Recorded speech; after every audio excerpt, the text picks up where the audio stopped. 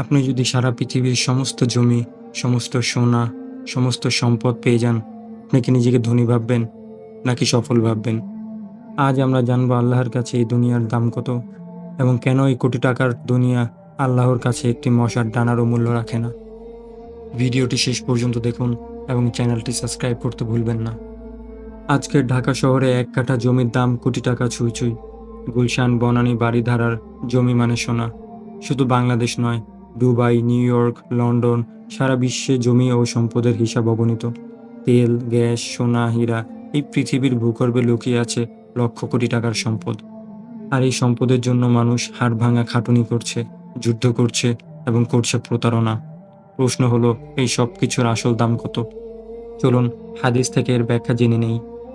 রাসূল সাল্লাল্লাহু আলাইহি ওয়াসাল্লাম বলেন, তোমাদের কেউ তার আঙ্গুল সাগরে ডুবিয়ে দেখুক কতটুকু পানি নিয়ে সে ফিরে আসে।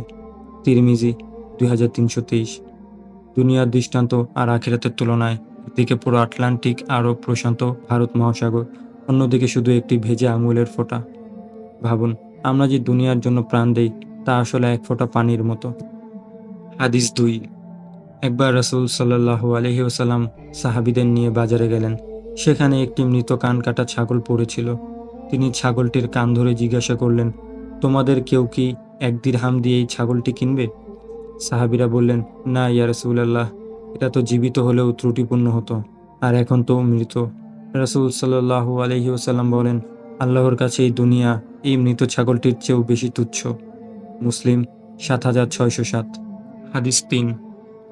রাসূল সাল্লাল্লাহু আলাইহি ওয়াসাল্লাম আরেক জায়গায় বলেন, আল্লাহর কাছে যদি এই দুনিয়ার মূল্য হতো একটি মশার ডানারও সমান, তাহলে তিনি কোনো কাফেরকে এক চুমুক পানিও খেতে দিতেন না।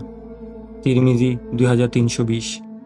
ভাই ও বোনেরা, একবার ভাবুন, আপনি একটি মশার ডানা কত টাকা দিয়ে কিনবেন? এই দুনিয়ার দাম আল্লাহর কাছে তার চেয়েও কম। এই দুনিয়া যেখানে আমরা দিনরাত যুদ্ধ করি, জীবন ব্যয় করি প্রমোশন, জমি, গাড়ি ও খ্যাতির পেছনে, সেই দুনিয়া যদি আল্লাহর কাছে এক ফোঁটা পানির, একটি মৃত ছাগলের বা একটি মশার ডানার সমানও না হয়, তাহলে আমাদের আসল লক্ষ্য কী হওয়া উচিত? হ্যাঁ, উত্তর একটাই, আখিরাত। রাসূল সাল্লাল্লাহু আলাইহি ওয়াসাল্লাম বলেন, চতুর ব্যক্তি সেই যে নিজেকে নিয়ন্ত্রণ করে এবং আখিরাতের জন্য প্রস্তুতি নেয়। তিরমিজি 2459। প্রিয় দর্শকবিন্দু, দুনিয়া যখন এক ফোঁটা পানি, এক মশার ডানার সমানও নয়, তখন দুনিয়ার মোহে আমরা যদি হারিয়ে যাই, তাহলে আমরা কি সফল হব? না, কখনোই আমরা সফল হতে পারবো না। এই দুনিয়ায় আমরা সবাই একটি দৌড়ে আছি। কারো দৌড় টাকা পয়সার পেছনে, কারো দৌড় চাকরি বা ব্যবসার পেছনে, কারো আবার খ্যাতি বা ফলোয়ারের পেছনে। কিন্তু কখনই কি আমরা থেমে ভেবেছি এই দৌড়ের গন্তব্য কোথায়? এই দুনিয়া কি চিরস্থায়ী নাকি আখিরাতেই আমাদের আসল ঠিকানা? দুনিয়া আমাদের সামনে এক আকর্ষণীয় রূপে আসে যে আমরা ভুলেই যাই এটা একদিন শেষ হয়ে যাবে। ঘরবাড়ি, টাকা পয়সা, প্রভাব সবই একদিন পেছনে পড়ে থাকবে। আল্লাহ সুবহানাহু ওয়া তাআলা বলেন, জানিয়ে দাও, এই দুনিয়ার জীবন কেবল খেলাধুলা, আনন্দ, সৌভাগ, পারস্পরিক গর্ব এবং সম্পদ ও সন্তান সন্ততিতে বাড়াবাড়ি। কিন্তু এগুলো তো কেবল একটি বৃষ্টির মতো। সূরা হাদিদ আয়াত 20। এই দুনিয়ার মোহ যেন এক ধরনের ঘোর, যেখানে মানুষ ভাবে সে চিরস্থায়ী বেঁচে থাকবে, কিন্তু কবরের মাটি আমাদের জন্য অপেক্ষা করছে। আখিরাত এমন একটি জগৎ যা কখনোই শেষ হবে না। না মৃত্যু থাকবে, না কষ্ট থাকবে। জান্নাতে মিলবে শান্তি, আনন্দ এবং আল্লাহর সাক্ষাৎ। আল্লাহ বলেন, এই পার্থিব জীবন তো কেবল খেলাধুলা ও আমোদ প্রমোদের বস্তু, আর পরকালের ঘরই হলো প্রকৃত জীবন। যদি তারা তা জানতো। সূরা আনকাবুত আয়াত 64। সাহাবীদের জীবনে দুনিয়া ছিল হাতে, কিন্তু হৃদয়ে ছিল আখিরাত। তারা দুনিয়াকে ব্যবহার করতেন কিন্তু ভালোবাসতেন না। উমর রাদিয়াল্লাহু তাআলা আনহু বলেন, দুনিয়া থেকে মুখ ফিরিয়ে নাও, কারণ তা তোমার দিকে তাকিয়ে আছে, আর আখিরাতের দিকে মন দাও, কারণ সেটাই তোমার গন্তব্য।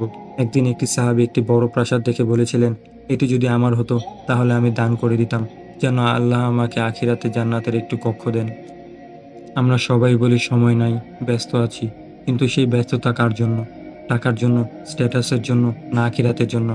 আপনি নামাজের জন্য দেন 5 মিনিট, কিন্তু সোশ্যাল মিডিয়ায় 5 ঘন্টা কাটিয়ে দেন। এভাবে দুনিয়ার মোহ আমাদের আখিরাত ভুলিয়ে দেয়। তবে প্রশ্ন হচ্ছে, কিভাবে আমরা আখিরাতকে গুরুত্ব দিব? উত্তর একটাই, দুনিয়া ছাড়তে হবে না, দুনিয়ার মোহ ছাড়তে হবে। 1. প্রতিদিন 5 ওয়াক্ত সালাত সঠিক সময় আদায় করুন। 2. কোরআনের অনুবাদ প্রতিদিন 5 মিনিট পড়ুন। এবং 3, প্রতিদিন নিজের আমল যাচাই করুন। আমি আখিরাতের জন্য কি করলাম? পরিশেষে একটি কথাই বলতে চাই, ভাই ও বোনেরা, এই দুনিয়া আমাদের জায়গা না। আমাদের আসল ঠিকানা হচ্ছে জান্নাত। আসুন দুনিয়ার মোহ ত্যাগ করে আখিরাতকে জীবনের লক্ষ্য বানাই। এই ভিডিওটি যদি আপনার অন্তরে আলো জ্বালায়, তাহলে কমেন্টে লিখুন, আল্লাহ আমাকে আখিরাতমুখী বানান। ভিডিওটি লাইক দিয়ে চ্যানেলটি সাবস্ক্রাইব করে রাখুন এবং আমরা ফিরব পরবর্তী ভিডিও নিয়ে। ততদিন পর্যন্ত ভালো থাকুন।